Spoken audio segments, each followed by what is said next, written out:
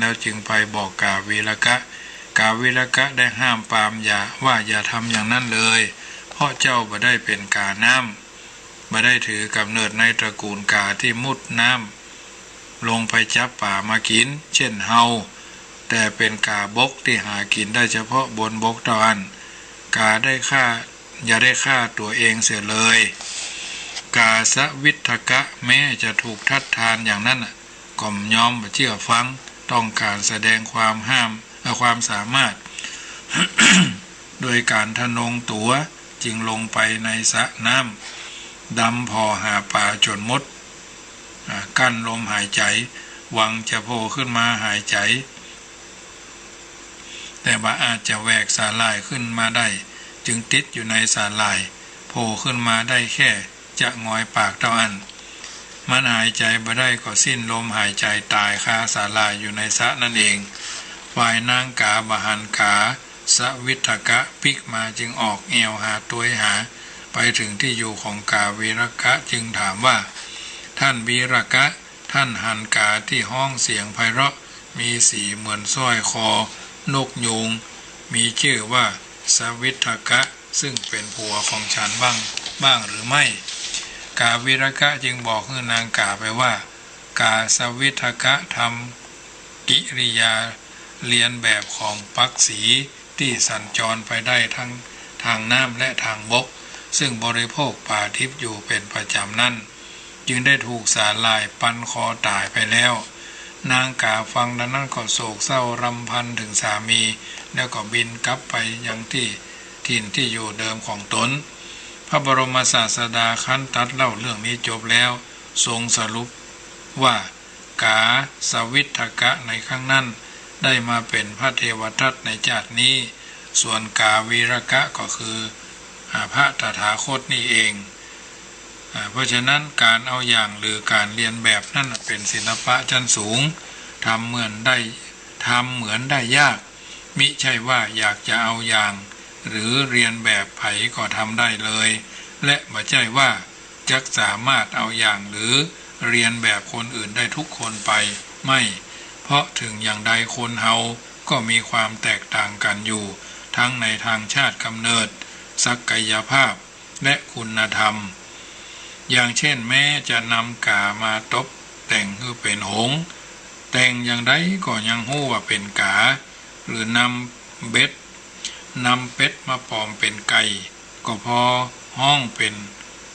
พอเป็ดห้องคนก็หู้ว่าเป็นเป็ดแต่ไม่ใช่ไก่แต่การเอาอย่างหรือเรียนแบบนั้นไม่ใช่ว่าจะบดีหรือมีโทษไปทุกอย่างก็หาไม่หากเอาอย่างหรือเรียนแบบอย่างฉลาดอย่างมีศิลปะมีพอห้องว่าห้องคือมันสุดกำลำคือมันสุดแขนเนาะอย่างหู้จักควรบ่ควรเป็นไปพอเหมาะพอควรบ่ล่วงล้ำก้ำเกินของสูงบ่ทำลายวัฒนธรรมอันดีอันงามและเป็นไปตามธรรมชอบธรรมด้วยกฎหมายการเอาอย่างหรือเรียนแบบนั้นย่อมมีประโยชน์ตรงกันข้ามจากนั้นก็เป็นโทษมีคนบ่น้อยที่เอาดีและเจริญก้าวหน้าได้ด้วยการเอาอย่างหรือเรียนแบบทั้งเป็นที่นิยมยกย่องของผู้คนทั่วไปทั้งนี้เพราะผู้นั้นเอาอย่างหรือเรียนแบบในทางที่เหมาะที่ควรอย่างมีศิลปะแต่ก็มีบ่น้อยที่ประสบความล้มเหลวในการเอาอย่างหรือเรียนแบบเพราะขาดศิลปะและเป็นไปในทางที่บ่เหมาะบ่ควรทีนี้วกเข้ามาหาอาตมาภาพเองก็เหมือนกันแต่ก่อนไปอยู่กรุงเทพเนาะใครจัดรายการได้ใครเป็นโฆษกได้อย่างเพื่อนทู่เจ้าตัวนั่นมาว่าจะมาเก่งเนาะจะได้ไปเสาะอ่านหนังสือนะไปเรียนครับนักพูดชั้นเอกธินวัฒน์มฤคพิทักษ์เนาะเปิ่นที่ไหนไปโดยไปเข้าสมาคมนักพูดหรอแต่ก่อนมันถึงมาได้เลยนะไปก็มันมดเหมือนบอกไฟเนาะชัดดักแซบเหมือนครับมันมดน้ำมันมันมดเจือเนาะเครื่องบินมดน้ำมันก็ตกรถมดน้ำมันก็ไปบ่ได้นะเพราะฉะนั้นมันบ่มีเจือมันมดเจือมันขมวดเท่าอย่างเงี้ยจะได้ก่อสั้นเนี่ยแต่ก่อนนี่นะ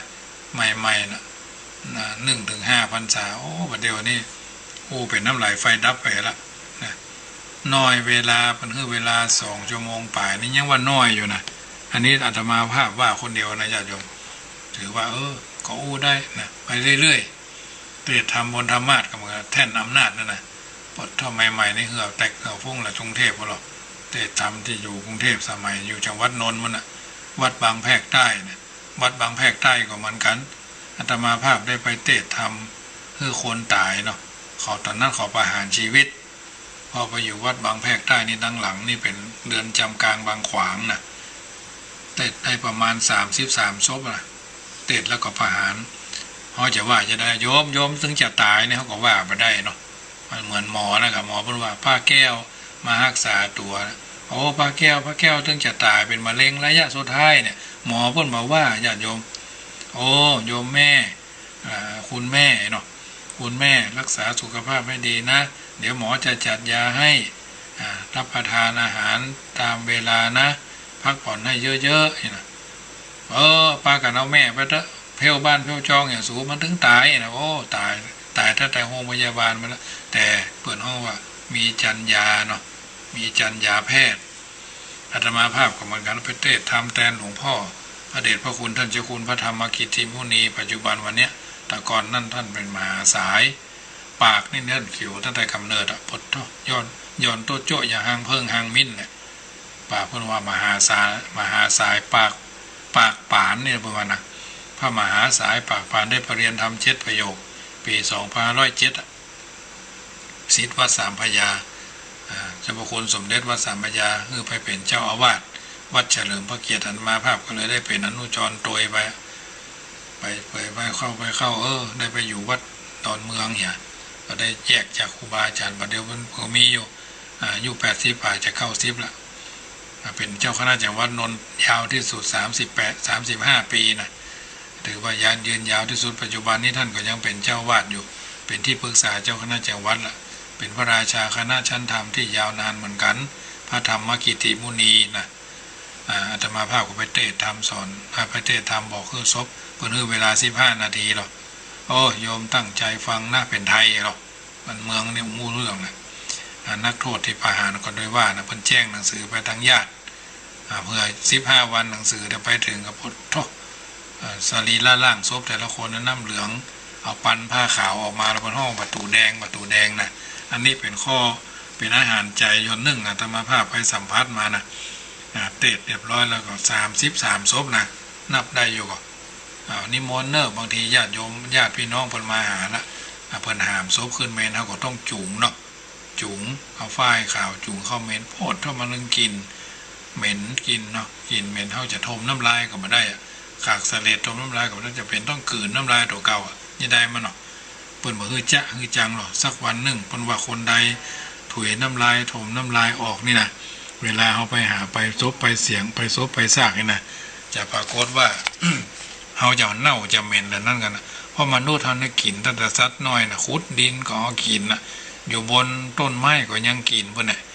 บินอยู่ในอากาศเขาก็ยาวอย่างไปวักเอามากินอยู่อย่างในน้ำอยู่ไหนก็ยังไปเสาะกินอยู่นะเพราะฉะนั้นญาติโยมสาธุชนท่านผู้ฟังทั้งหลายมีสายเข้ามาเนิ่นกันเดียวก่อนเจริญพร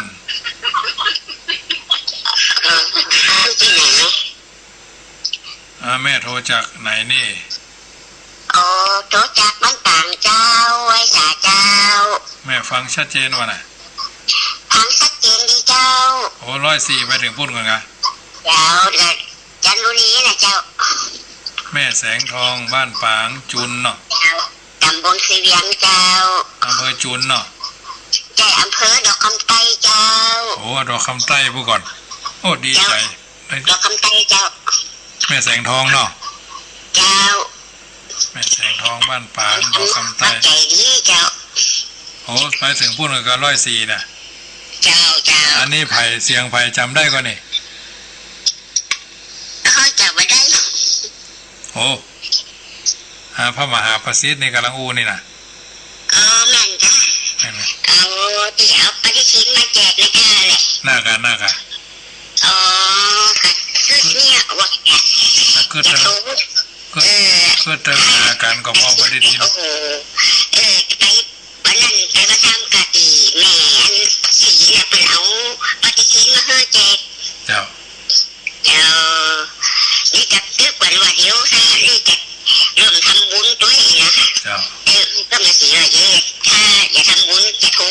อีนะโทรไปหาเอากันเข้าบัญชีอีนะเจ้าแม่ฟังได้แต่เจ้าแล้วก็เจ้าได้ฟังทุกวันนะเจ้าทุกคืนนะเจ้าเอาเสียงไปถึงพูด1 กับ 104นะเจ้าเดี๋ยวแม่ฟังต่อเนอะโมทนากับแม่สองทองเนอะเจ้าแม่แสงทองอำเภอดอกคำใต้บรรยายมขึ้น104ไปถึงดอกคำใต้อันนี้เป็นเพื่อนน้องว่าแฟนคลับคนเดิมเนาะเหมือนนะถ้าสมัยจัดขึ้นสีขาวก็เปิ้นก็ยินดีอนุโมทนาดีใจที่เปิ้นยังไงมีแทบทุกอำเภอญาติโยมอาตมาภาพบันทึกไว้หรอกโทรเข้ามาจำเสียงได้หมดจำชื่อได้หมดแต่นอกจากเพิ่นจะเปลี่ยนชื่อเนาะทุกแม่ทุกพี่ทุกอ้ายทุกน้องทุกคุณโยมพ่อโยมแม่ทั้งหลายเนาะเพราะฉะนั้นอยู่จังหวัดนนท์5 ปีเนาะโอ้เปิ่นเตตอนนั้นเปิ่นยังเปลี่ยนเป็นการประหารชีวิตเด้อเป็นการเปลี่ยนการยิงเป้าเด้อยิงทางหลังเนอะจะยิงทางหน้าน่ะโอ้เอาหันแล้วโอ้ตายแล้วคนเฮาจะเนี่ยจะได้ไปศพแรกเนาะเปิ่นก็มัตตาสังมีสัปเหร่อเปิ่นอยู่ข้างวัดบางแพรกนะเสร็จเรียบร้อยเปิ่นก็กินข้าวกินน้ำคนเฮาจะตายเนาะหันกันดุ้มๆนี่ก็เดียวหันหลังออกมาเฮาก็รอเตะทำแล้วเฮาก็รอจุ่งศพออกนี่นะ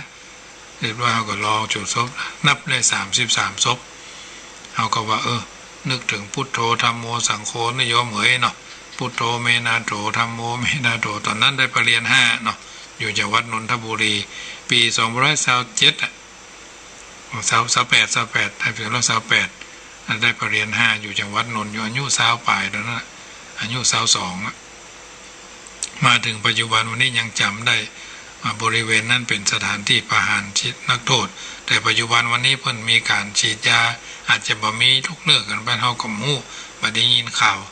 พระเพื่อนรุ่นน้องเป็นเจ้าอาวาสอยู่พระครูศรีคุณากรเป็นเจ้าอาวาสวัดบางแพรกใต้อยู่นะวัดนี้เป็นวัดที่มีจัดระเบียบแบบแผนได้ดีเป็นวัดพัฒนาของกรมการศาสนาปี2517นะ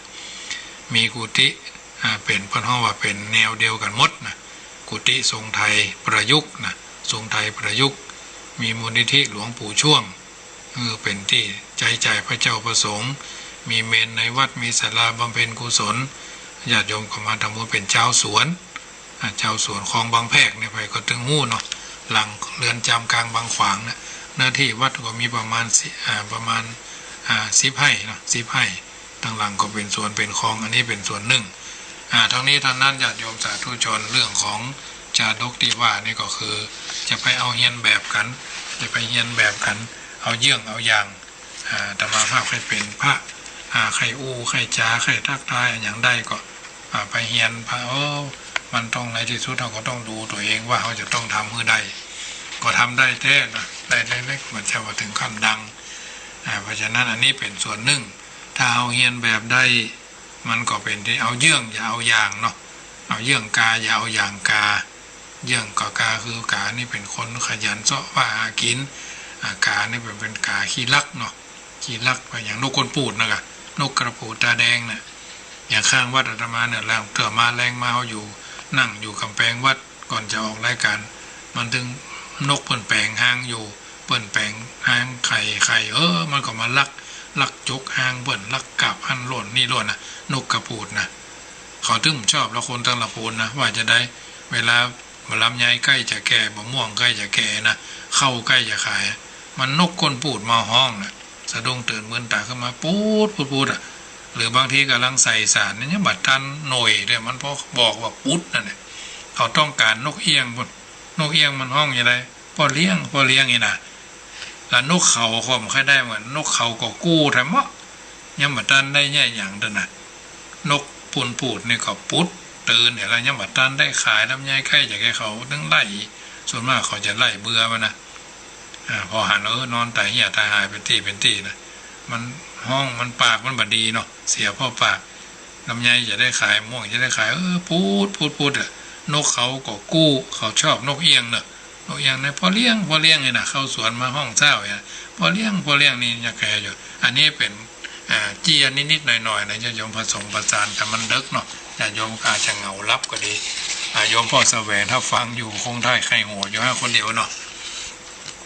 ทีนี้ถ้าเราเรียนแบบได้เอาเยี่ยงได้มันก็ดีถ้าเอาอย่างบ่ได้มันก็เสียเปิ้นจึงมีคำว่าเสียทั้งขึ้นทั้งล่องเสียทั้งขึ้นทั้งล่องเป็นจะได้ก็ฟังต่อเด้อเรื่องถ้าอ้างไว้นะอ้างในธรรมบทภาคที่1ยะมะขวักเทวทัตวัตถุว่าพระพุทธเจ้าทรงปรารภการที่พระเทวทัตเสื่อมจากประโยชน์ถึง2ด้านคือด้านลาภสักการะด้านบรรลุธรรมจึงได้ตรัสชาดกเรื่องนี้ไว้เป็นนิทัศนอุทาหรณ์ว่าเมื่อพระพุทธเจ้าเสด็จประทับอยู่ที่เวรุวันสวนไม้ไผ่เมืองราชคฤห์ภิกษุต่างหลายนั่งสนทนากันที่โฮงธรรมสภาว่าหลัวเผาศพหรือฟืนเผาศพที่ไฟไหม้ทั้งสองข้างซ้ำตรงกลางยังเปื้อนคูดใจประโยชน์เป็นฟืนในป่าก็บ่ได้ใจประโยชน์เป็นฟืนในบ้านก็บ่ได้ฉันใดพระเทวทัตก็ฉันนั้นเหมือนกันบวชเข้ามาในพระพุทธศาสนาสามารถจะนำฮือพ้นจากทุกข์ได้หันปานนี้แล้วยังคลาดไก่จากประโยชน์ทั้งสองอย่างเสื่อมถอยประโยชน์ทั้งสองคือละวาดนั่นสามารถจะทำประโยชน์แห่งความเป็นสมณะคือสมบูรณ์ได้พระพุทธเจ้าเสด็จไปมาที่โฮงธรรมสภาทราบเรื่องที่พระเจ้าประสงค์พากันสนทนาโจทนากันนี่เนาะปรึกษาหารืออู้กันเศร้าเหี้ยมันเอาเป็นว่าโจทนาจึงตรัสว่าบัดใจเฉพาะในชาตินี้เท่านั้นพระเทวทัตเนี่ยเสื่อมจากประโยชน์ถึง2แม้ในชาติปางก่อนก็เสื่อมเหมือนกันดังนี้แล้วจึงตรัสอันเล่าจาดกว่ากาละล่วงมาแล้วครั้งพระเจ้าพมทัตเสวยราชสมบัติณเมืองพาราณสีอันนี้เป็นเรื่องที่2เนอะพระโพธิสัตว์อุบัติเป็นลูกคะเทวดาอาศัยต้นไม้เนาะเทวดารักษาต้นไม้ดังนั้นหมู่พานเบ็ดอาศัยอยู่ร่วมกันในหมู่บ้านแห่งหนึ่งต่อมาพานเบ็ดคนหนึ่งพร้อมลูกบ่าวนำเบ็ดไปตกป่าที่บึงใหญ่ซึ่งเป็นที่ตกป่าตามปกติของเจ้าบ้านเบ็ดของเขาไปเกี่ยวเข้ากับต่อไม้ใต้น้ำเขาสามารถจะดึงขึ้นมาได้จึงคิดว่าชะลอยเบ็ดจะติดป่าตัวใหญ่จึงดึงไว้เฉยๆพร้อมกันนั่นก็เกิดความกลัวว่าถ้าเพื่อนบ้านหู้เรื่องที่ตนตกป่าตัวใหญ่ได้ก็จะพากันมาขอและต้องแบ่งฮื้อหมู่เขาด้วยความหันแก่ตัวเขาจึงส่งลูกบ่าวกลับบ้านไปบอกภรรยาฮื้อทราบว่าตนตกป่าตัวใหญ่ได้และฮื้อไปทะเลาะกับเพื่อนบ้านฮื้อมดทุกคนไปพากันไปพิษชาวบ้านเนี่ยนะพวกเขาจะบ่ได้มากล้ามาขอป่าอีหรอก ทั้งที่หู้ว่าใจกำใจหัวลูกบ่าวก็รีบไปบอกแม่คือทำตามที่พ่อทรงสั่งมาพอลูกบ่าวไปแล้วเขาก็ลองดึงสายเบ็ดแหมข้างหนึ่งแต่ก็ดึงบ่ขึ้นเหมือนเดิมเขาคิดว่าคงเป็นปลาตัวใหญ่นักดึงแหงไปก็กลัวสายเบ็ดจะขาดความอยากหู้ว่าปลาตัวใหญ่ขนาดไหนเขาจึงถอดเสื้อผ้ากองไว้บนบกแล้วกระโดดลงไปในน้ำบังเอิญไปโดนต่อเข้าเต็มหน้าจนถึงตาแตกทั้ง2ข้างเขาได้รับความเจ็บปวดรวดร้าวอย่างมากรีบขึ้นมาจากน้ำใจมือกุมตาไว้แล้วเดินสะเปะสะปะไปหากองผ้าแต่ผ้าก็หายไปเสียแล้วด้วยถูกขโมยลักไปเขาเดินเปะปะไปหาหลบฝ่ายภรรยาของเขาเมื่อลูกบ่าวมาบอกก็หันดีโดยจึงนำใบตาลแห้งมาทัดไว้ที่หูทั้ง2ข้างทาตาทั้ง2ข้างด้วยขมเหลาหม้ออุ้มลูกหมาหรือลูกสุนัขตัวหนึ่งไปตามบ้านเพื่อให้หมู่เขาเข้าใจว่านางเป็นบ้าจะได้โต้เถียงว่าบ่ได้เป็นแล้วจะได้ทะเลาะกันแม่ยิงเพื่อนบ้านหันนางเข้าก็ถามว่านางเป็นบ้าไปแล้วหรือไรนางตอบว่าบ่ได้เป็นเมื่อบ่ได้เป็นทำไมแต่งตัวแบบนี้จึงต่างก็เถียงทะเลาะกันจากนั้นนางก็ไปฟ้องผู้นำหมู่บ้านกล่าวหาเพื่อนบ้านหมู่นั้นดูหมิ่นว่านางเป็นบ้า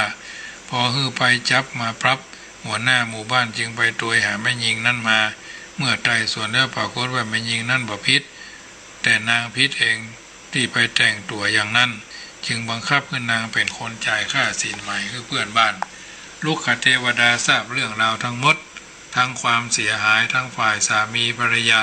จึงปรากฏตัวขึ้นระหว่างต้นไม้แล้วกล่าวกะพานเบสผู้ตาแตกว่าตาของเจ้าก็แตกผ้าของเจ้าก็หายและในเฮือนหรือบ้านของเพื่อนบ้านก็มีการทะเลาะกันการงานก็เสียมดตึงขึ้นตึงล่องตึงสองทางตึงต่างบกต่างน้ำพระบรมศาสดาตรัสเรื่องนี้จบแล้วเปล่งทรงสรุปว่าพานเบสในครั้งนั้นก็ได้มาเกิดมาเป็นพระเทวทัตส่วนลูกคเทวดาก็คือพระองค์นี่เองอันคำว่าความโลภความตระหนี่ความหันแก่ตัวเหล่านี้เป็นภาวะที่เป็นเปื้อนเป็นญาติเป็นพี่เป็นน้องทั้งสิ้นคือเมื่ออย่างใดอย่างหนึ่งเกิดขึ้นแล้วในใจของคนผู้ใดไผ่ผู้หนึ่งผู้นั้นก็จะได้อย่างอื่นเป็นของแถมติดตามตัวมาเพราะชอบไปไหนมาไหนด้วยกันและเมื่ออย่างใดเกิดขึ้นแล้วจะทำให้ผู้นั้นกลายเป็นคนละเลยทีเดียวคนที่เคยใจดีก็จะกลายเป็นคนใจดำคนที่เคยใจสูงก็จะกลายเป็นคนใจต่ำคนที่มีน้ำใจก็จะกลายเป็นคนแรงน้ำใจคนที่น่าคบก็จะกลายเป็นคนบ่น่าคบคนที่น่านับถือก็จะกลายเป็นคนบ่น่านับถือภาวะนี้เกิดมีขึ้นแล้วย่อมทำให้หน้ามืดตามัวหันแก่ตัวหันแก่ได้สารพัดทำให้พ่อบาหันอัดบาหันทำคือบาหันดีบาหันชั่วบาหันถูกบาหันผิดบาหันข้อเท็จจริงที่ควรเป็นมีโทษนักหนาคนโลภคนตระหนี่คนหันแก่ตัวจักประสบความทุกข์ยากความบ่สบายกายบ่สบายใจจะมีวิตกกังวลมากกว่าคนปกติมากมายหลายเท่านักและจะบ่มีอิสระมากนักเพราะถูกพันธนาการได้ด้วยภาวะเช่นนี้อันเนี้ยญาติโยมสาธุชนท่านผู้ฟังทั้งหลายเรื่องของการเสียทั้งขึ้นทั้งล่องก็จะเป็นอย่างเงี้ยบางอย่างเขาทำได้เขาก็ทำเพราะว่าจะเป็นผู้นำระดับไหนเขาอาจจะมีตัวอย่างเพื่อนห้องว่าแบบอย่างแบบแผนแบบที่แบบฉบับมีเหมือนกันอาจจะบ่เหมือนกันเป็นคนเหมือนกันอาจจะบ่เหมือนกันเป็นพระเจ้าพระสงฆ์เหมือนกันอาจจะบ่เหมือนกันเป็นพ่อค้านายขายเหมือนกันอาจจะบ่เหมือนกันเป็นพระนักจัดรายการเหมือนกันแต่อาจจะบ่เหมือนกันเขาก็เก็บเอาที่มันเป็นสาระที่เป็นประโยชน์ทางนี้ทางนั้นถือว่าเขาท่านทั้งหลายเป็นพุทธบริษัทเป็นพุทธศาสนิกชนมีพระพุทธเจ้าเป็นผู้นำมีพระสัทธรรมเป็นแผนที่มีพระอริยสงฆ์เป็นผู้ชี้ตัวเฮาคือแหล่งแห่งการทำดีและก็ทำชั่วดีชั่วอยู่ที่ตัวเฮาทำสูงต่ำอยู่ที่เฮาทำตัวอันนี้เป็นนิทัศนะอุทาหรณ์ชี้ช่องบ่งทางให้เฮาท่านทั้งหลายได้กระทำบำเพ็ญสิ่งที่ดีที่งามคือเป็นไปตามวาระโอกาสและจังหวะเวลาน้ำธรรมคำสอนประจำเมื่อค่ำยามคืนของวันนี้อาตมาภาพได้ได้จ๋าได้อธิบายน้ำธรรมคำสอนตั้งแต่เริ่มต้นตั้งแต่ต้นมาญาติโยมสาธุชนอยู่ทางบ้านได้ยินได้ฟังแล้วก็คงจะเป็นอาหารใจได้แล้วได้คิดแล้วเพราะฉะนั้นเราท่านทั้งหลายก็ทำให้มันทำให้สบายใจเวลาชีวิตเท่านี้เพื่อนบอกว่าเวลาโกรธอย่าอู้อันอย่างออกมาเตื้อเวลาทุกข์ใจอย่าทำโดยบักคิดเวลาทำผิดอย่าแก้ตัวแก้ปัญหาเวลากลัวอย่าหนีเวลาอารมณ์ดีอย่าสัญญากับคนผู้ใดฝ่ายผู้หนึ่งเวลามีปัญหาอย่าจมปลักนักดานปัญหามีไว้แก้อย่ามีไว้กลุ่มเวลาฮักอย่าไปหลงฮักแบบเคารพนับถือจึงจะอยู่ดีเวลาลงอย่าไปมดไฟคือความขยันไฟคือความไม่ท้อแท้เวลาก้าวไปข้างหน้าอย่าลืมข้างหลังอย่าลืมคนข้างหลังเวลาดังอย่าลืมตัวอันนี้เป็นวลีคำกล่าวของบัณฑิตผู้รู้ในทางพระพุทธศาสนาสาธุชนคนดีทั้งหลายสิ่งละอันพันละน้อยที่ธรรมาภาพได้ก้อนไกเอามาญาติโยมนี้ก็คงจะได้เป็นนิทัศนะอุทาหรณ์หลายสิ่งหลายอย่างอยู่ด้วยกันมากหลายพอคนดีก็มากหลายคนให้ก็มากนักอยากดีมีจนก็เป็นมนุษย์สมบัติสวรรค์สมบัตินิพพานสมบัติไปใจ จึงมีคำกล่าวคำกรสอนใจเอาไว้ว่ายามทุกข์ยากไร้ไผบ่ถามหายามรวยนั่นนาตัวหาค่อยบ้านเก้าไม้ไหนขาดใบกิ่งก้านนกบ่มาปานเปิ่งปะเก้าไม้ไหนใหญ่งามอาละนกสะปะมาใจแม่เพิงผู้มิ้นแม่เพิงผู้มิ้นบ่บินไปไกวางเปิ้งห่มใบไว้กินอยู่สร้างไว้กินอยู่สร้างเนี่ยเป็นวัฒนประพันธ์คำสอนแบบพื้นบ้านล้านนาวิถีชีวิตเราทุกคนชีวิตย่อมผันแปรบ่เที่ยงแท้และแน่นอนขอเพียงเฮาต้องทำดีคือได้ทำใจคือเป็นยามสุขต้องรู้ทันยามทุกข์ต้องรู้ทนยามขึ้นต้องบ่หลงยามลงต้องบ่ท้อแค่นี้ก็พอหนอชีวิตเฮาส่วนที่เหลือแล้วต้องแล้วแต่บุญนำปาวาสนานำไปเป็นจะอี้มันกันหมดเฮาท่านทั้งหลายอาจจะบ่เปลี่ยนแต่โลกมันเปลี่ยนไป 3-40 ปีก่อนกับปัจจุบันแต่ก่อนเพิ่นบอกว่าคนอยากมีลูกผู้คนกลัวปัจจุบันคนมีลูกแต่ก่อนชายตามจีบแม่หญิงแต่ปัจจุบันหญิงตามจีบชายแต่ก่อนแต่งงานง่ายอย่าร้างยากแต่ปัจจุบันแต่งงานยากอย่าร้างง่ายแต่ก่อนไม่มีเพื่อนบ้านที่ไม่รู้จักแต่ไม่ปัจจุบันไม่รู้จักเพื่อนบ้านเลยสักคนนะปัจจุบันแต่ก่อนลูกจ้างต้องฟังดูสีหน้าเฒ่าแก่ปัจจุบันเฒ่าแก่ต้องคอยดูสีหน้าลูกจ้างแต่ก่อนกลางคืนสามารถเปิดหน้าต่างนอนได้แต่ปัจจุบันกลางวันแสกๆยังต้องล็อกประตู 2-3 ชั้นแต่ก่อนมีเงินแซงทำบ่เป็นบ่มีปัจจุบันไม่มีเงินแซงทำเป็นมีเงินแต่ก่อนเรียนพิมพ์ดีดทำงานแบงค์แสนมั่นคงปัจจุบันทำงานแบงค์เป็นหนึ่งในงานที่ไม่มั่นคงเสียแล้วแต่ก่อนพ่อค้าแม่ขายส่งลูกเรียนสูงปัจจุบันลูกจบสูงออกมาค้ามาขายเสียเองแต่ก่อนคนนึ่งทำงานสามารถเลี้ยงได้ทั้งบ้านปัจจุบันทำงานทั้งบ้านเลี้ยงเด็กคนเดียวยังลำบากนะแต่ก่อนบ้านไหนมีคนแก่เหมือนมีของล้ำค่าปัจจุบันบ้านไหนมีคนแก่มันคือภาระปัจจุบันนะแต่ก่อนขายที่สวนให้เขาทำหมู่บ้านปัจจุบันขายบ้านไปซื้อสวนในต่างจังหวัดแต่ก่อนคบกันด้วยใจเอื้ออาทรช่วยเหลือกันปัจจุบันคบกันด้วยผลประโยชน์เป็นตัวตั้งแต่ก่อนสัจจะอยู่จริงใจปัจจุบันเล่ห์เหลี่ยมผลประโยชน์ 3. สวมหน้ากากเข้าหากันนะแต่ก่อนนับถือคนดีมีคุณธรรมปัจจุบันนับถือยกย่องคนรวยทั้งที่รู้ว่ารวยจากเงินสกปรกอย่างใดชีวิตก็ต้องดำเนินไปแต่ก่อนแขกนักท่องเที่ยวไปนั่งฟังนักร้องแต่ปัจจุบันนักร้องต้องนั่งฟังแขกที่มาเที่ยวขึ้นร้องเพลงเป็นจริงหรือเปล่าถือว่าเป็นอุทาหรณ์สอนใจญาติโยมสาธุชนทุกคนทุกท่านวันนี้รายการเสียงธรรม ก่อนรับตาก็มาถึงช่วงสุดท้ายก่อนนำรายการจากท่านไปจะได้นำปาญาติโยมปากันไหว้พระสวดมนต์เรียบร้อยกล่าวกรรมยอคุณครูบาอาจารย์งอคุณผู้มีพระคุณกับทุกคนทุกท่านตั้งแต่แรกเริ่มเดิมทีมาจะได้รับเป็นสุขตื่นเป็นสุขกันทั่วหน้าเพราะฉะนั้นน้ำทำคำสอนส่วนที่ธรรมภาพได้ได้จานี้ก็ถือว่าเป็นส่วนหนึ่งให้ญาติโยมสาธุชนฟังแล้วนำไปเป็นข้อเตือนจิตสะกิดใจจักมาได้ถลำผิดพลาด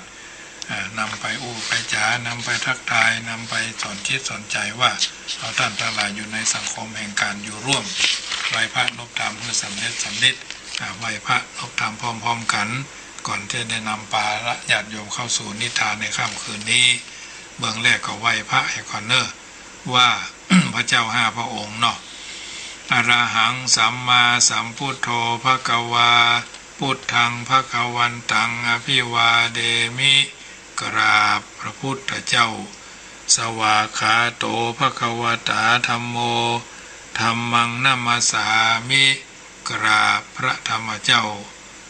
สุปฏิปันโนภควโตสาวกสังโฆสังฆังนามามิกราบพระสังฆเจ้าอริยสังฆเจ้ามาตาปิทโรวันทามิกราบคุณพ่อคุณแม่ด้วยความเคารพอย่างสูงสุดคุณูปการโรวันทามิกราบครูบาอาจารย์ผู้มีพระคุณกราบพระเจ้า5 พระองค์แล้วตั้งอกตั้งใจฟังอาตมาภาพจะได้ยอกุลหลวงเนอะว่าสาธุสาธุสาธุอาหังวันตามิสิลาสาอิติปิโสภควาข้าขออาราธนาคุณพ่อสาวเอสจุงมาอยู่ข้างก้ำขวามารดามาตากุนางอาราธนาคุณมารดา12จุงมาอยู่ก้ำข้างซ้ายอาราธนาคุณพระแม่โพธิ์ศพ39จุงมาอยู่ทั่วสะพังกายแห่งข้าพระเจ้าอาราธนาคุณพระเจ้าตั้ง50พุทธเจ้า56จุงมาเป็นกำแพงแก้ว7ชั้นแวดล้อมตนตัวแห่งข้าพระเจ้าข้าพเจ้าขออาราธนาคุณพระธรรมเจ้า38จงมาเป็นกำแพงแก้ว7ชั้นแวดล้อมตนตัวแห่งข้าพเจ้าข้าพเจ้าขออาราธนาคุณพระอริยสังฆเจ้าหรือสมมุติสังฆเจ้า14จงมาเป็นกำแพงแก้ว7ชั้นแวดล้อมตนตัวแห่งข้าพเจ้าข้าพเจ้าขออาราธนาคุณพระอริยสังฆเจ้า14นี้และคุณพระรัตนตรัยแก้วเจ้าทั้ง3ประการมาอยู่มาปกปักรักษาตนตัวแห่งข้าพเจ้าว่าอิติปิโสภควาอาจาริยกุณังอาราธนาคุณพระอาจารย์10ทิศมาอยู่ทั่วอาการ32อัฏฐตัสสะกรรมฐานังอาราธนาคุณพระกรรมฐานเจ้าตั้ง18จงมาเป็นทิพมลสอดส่องตัวกาญาตัวตัสสะอาโปคุณนางขาตังข้าเขาอาราธนาคุณพระแม่คงคาสาวเอสคุณแม่ธรณีสาวเอสคุณพระคุณลม7คุณลมคุณลม7คุณไฟ6นะมะพะทะห้องว่าธาตุตั้ง4คือธาตุน้ำธาตุดินธาตุลมธาตุไฟนี้หากเป็นที่จ้างที่เปิ้งแห่งข้าพระเจ้าสารพัดสัตว์รู้อย่าเข้ามาใกล้อาราธนามากำจัดกำจายนะโมพุทธายะนะทะโลโมทลายพุทธสูญหายทาสูญหนียะยนทนอยู่บ่ได้นะกาโลกะกุสันโทกัสสะโปสัปปะโวโหตุมาบังเกิดเป็นนะคือว่ากะกุสันโทเป็นอาโปธาตุน้ำยิ่งกว่าซ้ำตัวกายาโมกาโลโกนากามโนสัพพะโวโหตุบังเกิดเป็นลมโมคือว่าโกนาคมเป็นธาตุลมคือสลายตัวตั้งมังสังนะโลและโลมาพุทธกาโลกัสสะโปสัมภโวโหตุมาบังเกิดเป็นพุทธะคือพุทธกัสสะโปเป็นเตโชธาตุไฟหลั่งไหลหลั่งทางมาสังหารเผาผลาญอสุรพิษกิติยาตั้งแต่เกสาโลมานะขาทันตาตะโจมังสังนะหาโลอัตถิมิจังวักกังหัตตยังยักกันนังกิโลมากังปะภาสังอันตังอันตะกุนังอันตะริยังกะรีสังปิตังเสมหามบุโพโรหิตังเสโตเมโตอสุวัสสาเกโลสิงคานิการสิกามุตตังมัตตะเกมัตตะลุงคันติตัวติงสาการังฝูงหมู่อสุรพิษกิติยาที่ได้ยินคนนั้นได้ยินตนตัวแห่งข้าพเจ้ากล่าวพระคาถาก็ฮือวิ่งหนีทากาโลโคนาคมโนสัมภโวโหตุบังเกิดเป็นทาคือว่าโคนาคือโกษาสกยมุนีเป็นปัทวีธาตุดินยะกาโลอริยเมตไตโยสัมภโวโหตุคือบังเกิดเป็นยะคือว่าภัสลีอริยเมตไตมาเป็นอากาศธาตุฝูงหมู่อสุรพิษกิติยาจะได้ยินตนตัวแห่งข้าพเจ้ากล่าวพระคาถาก็ทนอยู่บ่ได้ข้าพระพุทธเจ้าจึงได้นมัสการยอมือไหว้คุณอากาศ10ทัศคุณอังคุตระนิกาย4คุณอากาศคุณอากร21คุณอัคระ33คุณนิสวาสคุณปัสสวาสคุณแก้วทั้ง3ประการคุณศีล5คุณศีล8คุณศีล10คุณศีล227คุณปัญญาญาณคุณโสตาคุณนะกิตากาคุณนากาคุณอรหันตา กุลมรรคสี่กุลภาระสี่กุลนิพพานหนึ่งเป็นเก้าตั้งแต่พระปริยัติธรรมเข้าเป็น10กุลตานะศีละเนคขมะปัญญาญาณวิริยะขันติสัจจะอธิฐานะเมตตาอุเบกขาตัสสะมัตติงสะบารมีสัมปันโนพุทโธอนันตาทิคุณโนคุณะวะกุณะอากุระโนวัตโสภควาอันว่าคุณพระสัทธาอนันตาหาที่สุดบ่ได้จุมนุมหมู่ตะกุดพิษอสมรภาประเจียดพุทธมนต์คุณยันทั้งหลายดาบสลีจะก็คุณพระราศีว่าได้แสนโกฏตังมิตรดาบสลีกันใจเถียนก้าอันได้18พระองค์อันทรงวิชาคุณแห่งพระพุทธเจ้าเตไตรคุณสายญาติคุณพระบาทคุณพระธาตุคุณพระโมคคัลลานะคุณพระสารีบุตรคุณพระมหาอุปคุตคุณอาสีทิสาวกะคุณบัณฑิตสามเณรคุณพระมหากัจจายนะเถรคุณตรีนิสิงเห12คุณพระพรหมวิหาร400,000โกฏจักรวาลอาราธนามาบันดลบันดาลเผาผลาญสิ่งชั่วร้ายอันกายเป็นดีอาราธนาพระอภิธรรมมา7 กัมปีคือว่าสังวิทาภุคะญปะขออาราธนานิกายทั้ง5คือทีฆะมาสังอุข้าขออาราธนาพระวินัยทั้ง5คือปามานาอุกะสนะอุเทกะจงมาเป็นดาบกายสิทธิ์อันคมกล้าเหมันตาข้าราธนามาอยู่กลางสันข้าพเจ้าจักฟันโดยพระไตรสรณคมว่าพุทธังตัจจขามิธัมมังตัจจขามิสังฆังตัจจขามินะโมตัสสะตัสโมตัสสารพัดหมู่อสูรพิษกิตยาเป็นเท่าทุรีที่ยังเหลือหลออยู่ในกายะอินทรีย์ก็หนีออกไปอยู่ทางนอกจักรวาลกูจักอ่านองค์การว่าณคิงบันดาลกูจักสวัสดพาหิมพานหมู่มานก็รีบร้อนอยู่เรรนตนอยู่จักปิทวันตังเก้ากูจักกล่าวพระคาถาว่าอาสังวิสุโรปุสะพุนะกะระปิตังนะตัวตังติสมิตพุทธอมิตพุทธอมิตปิทวันตังเก้าจักกล่าวพระคาถาว่าพุทโธจะมัตสิโมเศธโธสารีพุทโธจะทักขิเนอุตเลโมคละลาโนจะอนันโตปัจจิเมวะจนะโกดัญโยโกดัญโยปุพัตโตภาคะเยภาเคพยะเพจะขวัมปฏิอุบาลีหละติฐาเนคะนะอาคะนายโยจะกัสสโปลาหุโลเจวะอิสาเนสเปเตพุทธมังครายโยยัตถวปูจิโตโหตุจยะโสถีพระวันตุเมอันนี้ก็ถือว่าเป็นการสวดที่ยายพุทธคุณธรรมคุณญาติโยมสาธุชนได้ยินได้ฟังต่อไปก็ไหว้ปารมี9 ชั้นเนาะอันใดท่านว่าได้ก็ว่าไม่ได้ก็ฟังนะญาติโยมว่าสาธุสาธุพระปัญญาปารมี30 ตัดสาธุพระปัญญาปารมีวัดแวดล้อมวิริยะปารมีออมระวังดีศีลปารมีบังหอกบังดาบเมตตาปารมีป่าแป้ตังปืนตันนะปารมีคือเป็นผืนดังต่ออุเบกขาปารมีคือก่อเป็นเวียงสัจจะปารมีแวดละวังดี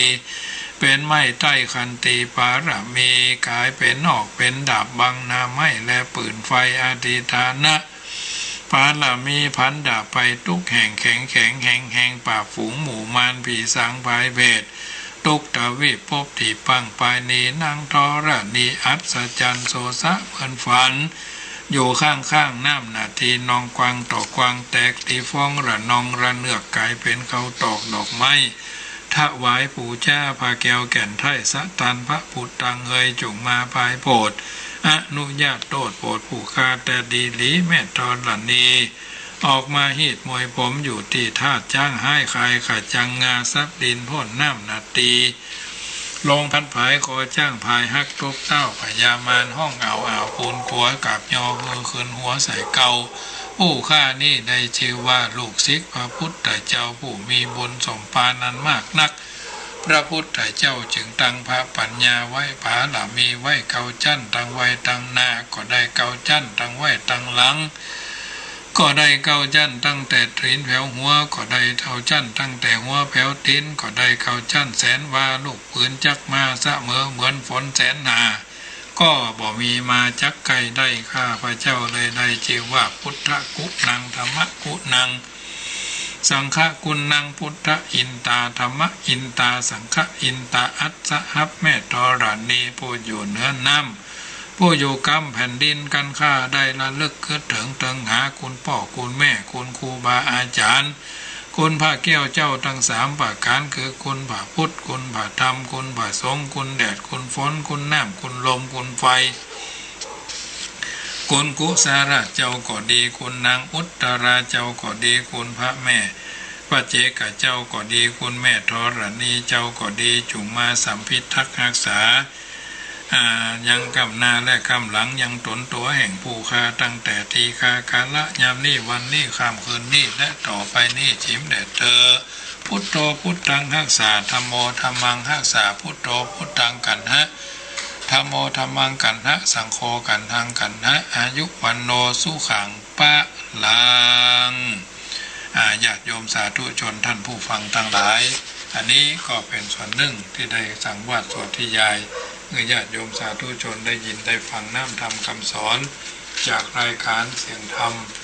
ก่อนรักษาประจำเมื่อค่ำย่ำคืนของวันอังคารญาติโยมสาธุชนได้ยินได้ฟังแล้วก็คงจะเป็นอาหารใจคือรับเป็นสุขคือตื่นเป็นสุขกันทั่วหน้า